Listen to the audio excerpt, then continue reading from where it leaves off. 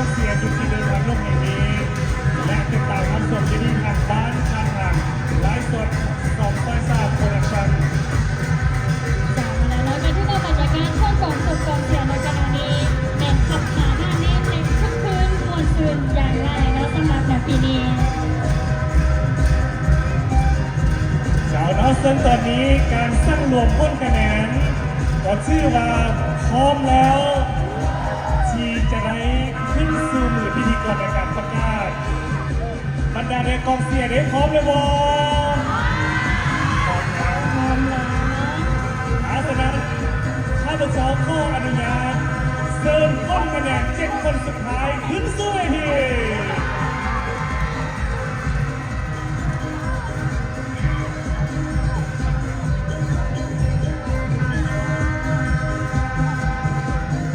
พวกเราทั้งสองคนก็ตื่นเต้นเช่นเดียวกันรู้สึก เนาะ ว่าหัวใจเต้นมาเป็นจังหวะแล้วตอนนี้แล้วพวกเราจะได้เริ่มทำการเนาะว่าจะเป็นสร้างงานคนใดที่จะผ่านเข้ารอบ7 คนสุดท้ายที่จะได้เป็นตัวแทนของลูกสาวพญากบิลพงษ์ดัง7ที่จะเข้ารวมขบวนแห่บองในเมื่อวันที่15และวันที่16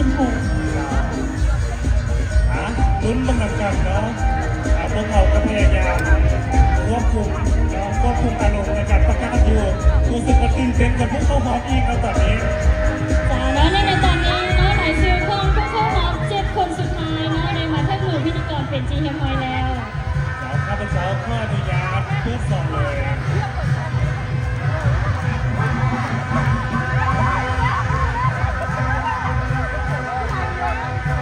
ฉะนั้น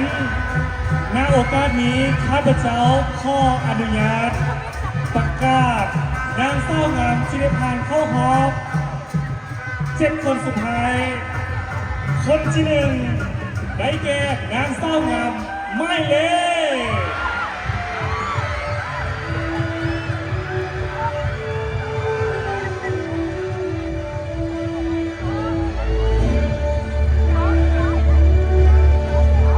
ขอแสดงความยินดีกับ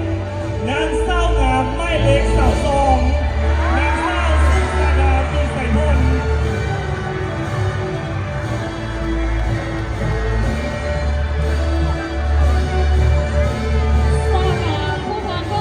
คนที่2ขอแสดงความยินดีกับสาวงามไม่เล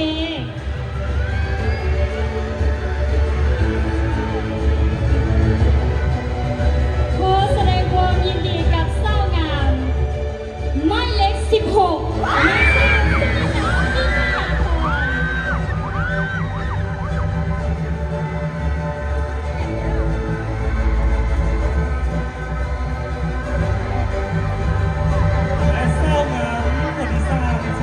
167 คนสุดท้ายได้แก่นางสาวงามไม่เลย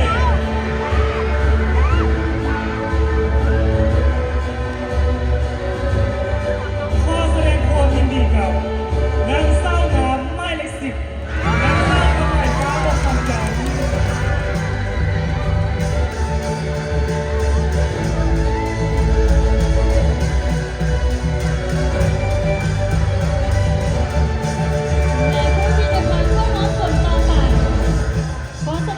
ยินดีกับสาวงามไม่เลข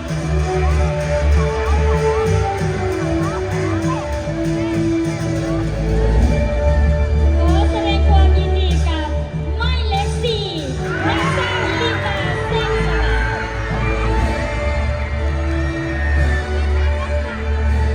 เพื่อเพียงสร้างที่นำเท่านั้นและสำหรับสาวงามคนที่5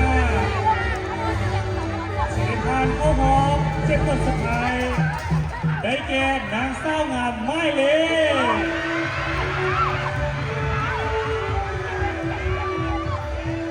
ขอแสดงความยินดีกับนางสาวงามไม่เล็กสาว6นางสาวนิดาวันปัญญาวงศ์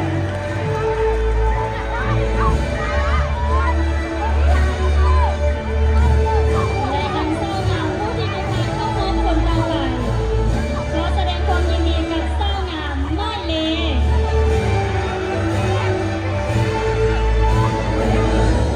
ขอแสดงความยินดีกับสาวงามไม่เล็กสาว8นางสาวยิ่งรักคงมะหลัง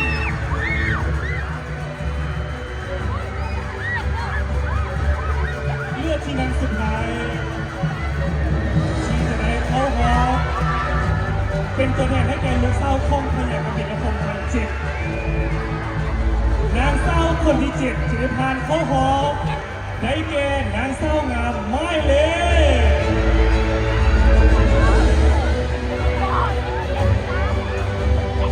ขอแสดงความยินดีกับนางเศร้างามไม้เล็ก17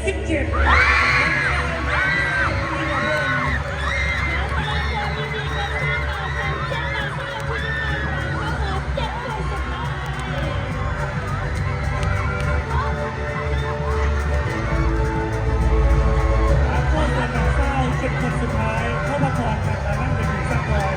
เพื่อที่จะได้เตรียมชิดเตรียมใจและว่าต้องกับแม่น้องต่อไป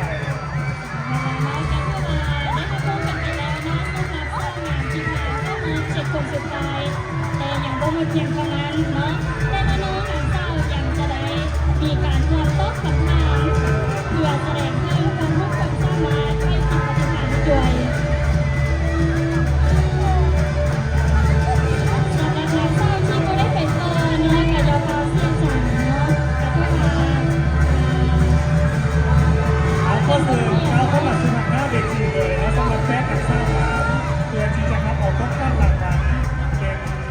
รางวัลให้ครัวท่านภูมิใจเนาะรางวัลแทนเกียรติยศเนาะที่ได้ขึ้นสู่เวทีในครั้งนี้บรรยากาศเทพทีมิเกียอันดับต่อไปจะเป็นการมอบรางวัลให้กับนางเศร้าที่ตกรอบแป๊บน้องนางเศร้าและรอบที่สอง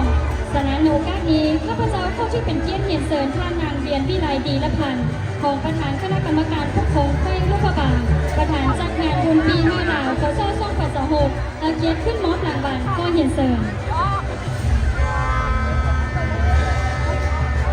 ซึ่งมา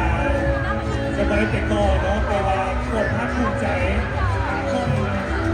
ครอบครัวเนาะที่รักดีที่สุดแล้วที่ได้ขึ้นเวทีกับสมเกียรติในนี้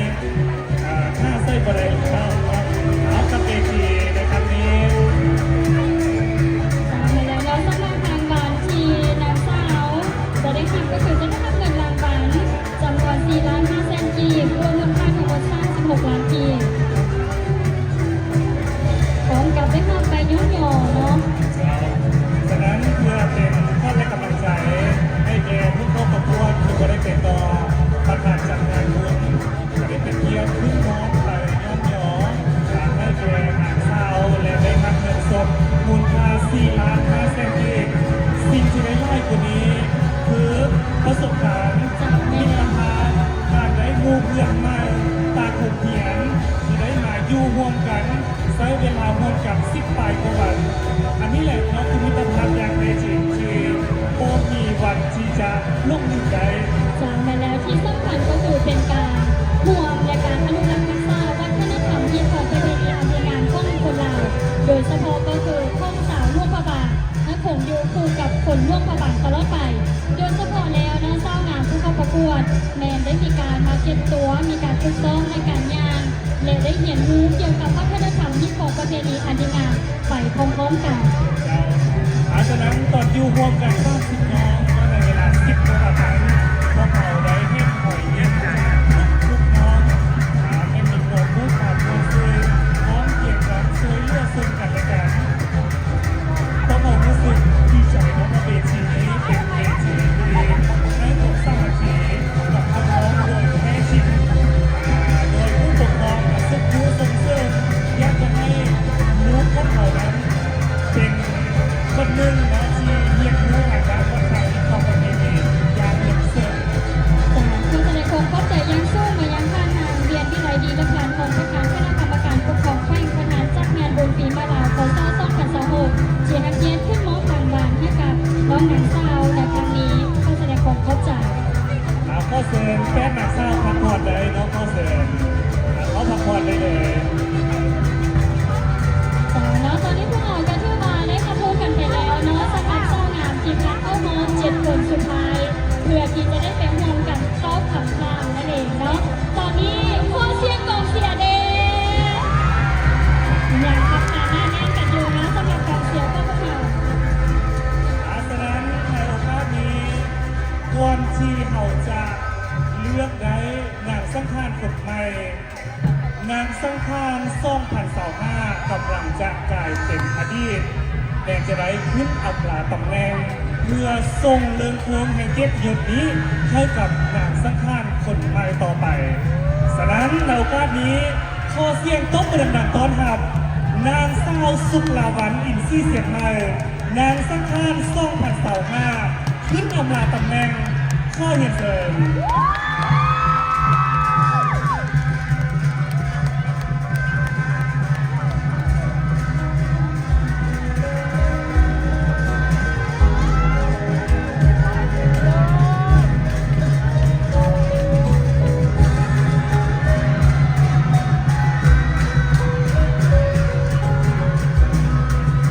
สบายดีข้าพเจ้านางสุดลาวันอินซี่เสียงในนางสังขารประจำปีจอโซ่1387ขอโซ่2025รู้สึกเป็นเกียรติอย่างสูงและมีความภาคภูมิใจอย่างสุดซึ้งที่ได้ยืนอยู่บนเวทีอันทรงเกียรติแห่งนี้อีกครั้งหนึ่งระยะเวลา1 ปีที่ผ่านมา ในนามนางสังขารมาขอร่วมพระบางซึ่งเป็นตัวแทนแห่งความงามและวัฒนธรรมของแม่หญิงลาวแม่นช่วงเวลาที่มีคุณค่าที่สุดในชีวิตของข้าพเจ้ามันบ่แม่นเพียงแต่การของตำแหน่งแต่แม่นการได้เฮ็ดหน้าที่เป็นทูตทางวัฒนธรรมให้เพลงฮิตของประเพณีความอ่อนช้อยและจิตใจอันดีงามของสาวรุ่นพระบางเฮาได้ปรากฏแก่สายตาสาวโลกได้รับรู้ทุกกิจกรรมทุกรอยยิ้มและความหักที่พ่อแม่พี่น้องทุกทานในมอบให้ได้กลายเป็นพลังอันยิ่งใหญ่ที่เฮ็ดให้ข้าพเจ้าตั้งใจปฏิบัติหน้าที่อย่างสุดความสามารถในโอกาสอันสง่าราศีนี้ข้าพเจ้าขอแสดงความขอบใจอย่างจริงใจมายังคณะกรรมการจัดงานภาคส่วนที่เกี่ยวข้องตลอดครอบครัวครูอาจารย์และหมู่เพื่อนที่ได้ให้การสนับสนุนและเป็นกำลังใจให้ข้าพเจ้าด้วยดีตลอดมา ในมือนี้การปฏิบัติหน้าที่ในตำแหน่งนางสังขารของข้าพเจ้า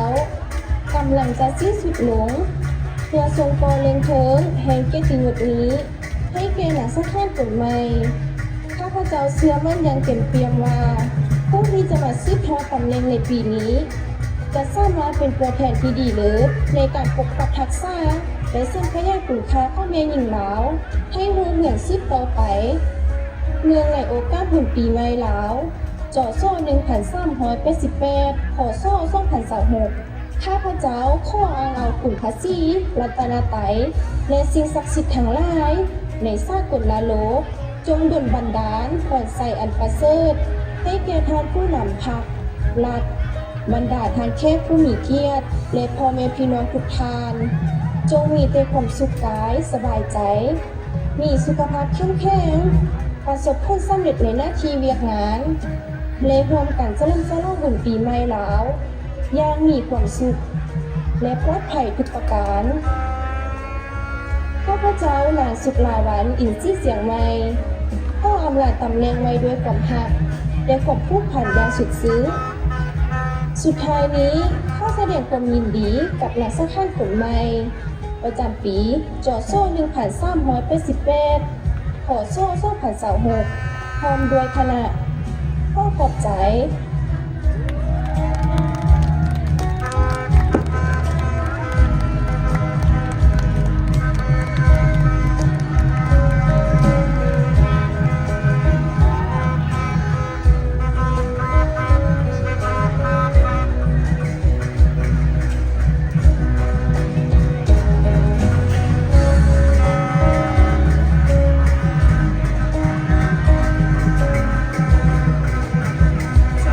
เสียงตบมือดังๆให้แก่นางสังขาร2025น้องสาวสุขลาวันอินทรีเสียงใหม่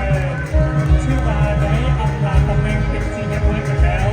เพื่อส่งต่อลงเครื่องแห่งเกียรติยศให้แก่นางสังขารคนต่อไปชื่อว่าผ่านไป1 ปีความงามนี้บ่เคยลดลงเลยฉะนั้น